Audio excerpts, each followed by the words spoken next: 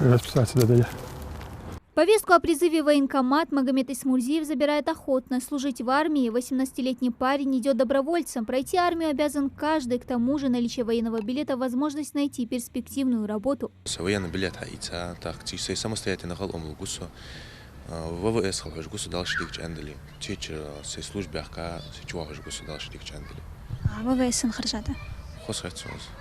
Много ДКС, А служить планирует и 18-летний Хусейн Измайлов. Перед отправкой он даже прошел специальные бесплатные курсы по вождению в ДОСААФ. Хотя служить намерен в десантных войсках. Хорошей службы ему желают и сотрудники мэрии. Если тебя по медицинским показателям признают годным, ты будешь в российской армии.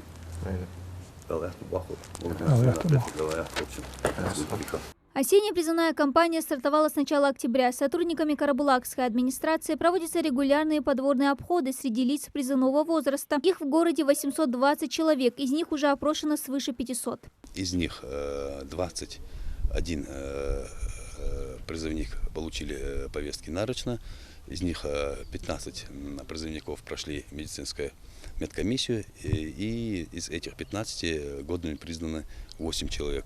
Но на осень 2023 года у нас по городу Карабулак наряд 16 человек. До 30 ноября будет продолжаться призывная кампания. Соответственно, к этому времени установленный наряд, установленную квоту, я так думаю, что город Карабулак сможет достичь. Из списка призывников исключают тех, кому положена отсрочка, то есть студентам, негодным по состоянию здоровья или имеющим 2 и более детей. Под эти критерии подпадает Абдул Керим Тимирханов. Самого призывника дома не оказалось, повестку взяла сестра. Однако пообщаться по телефону с ним удалось. Предупредили, что явиться в военкомат и пройти медкомиссию он обязан. Состояние здоровья по семейным обстоятельствам, служить дежваться, она тебе надо отсрочка, отсрочка. До достижения 27-летнего возраста, а после этого ты уже получишь военбилет о частичной годности или же вообще негоден. Она справка есть, говорю, здесь там процедура такая есть.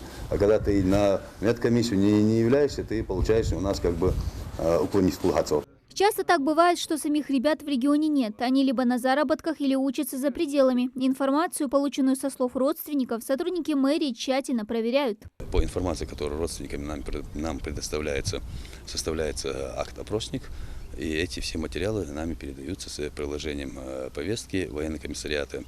Уже после военные комиссариаты уже в части своей работы направляют уже в правоохранительный орган для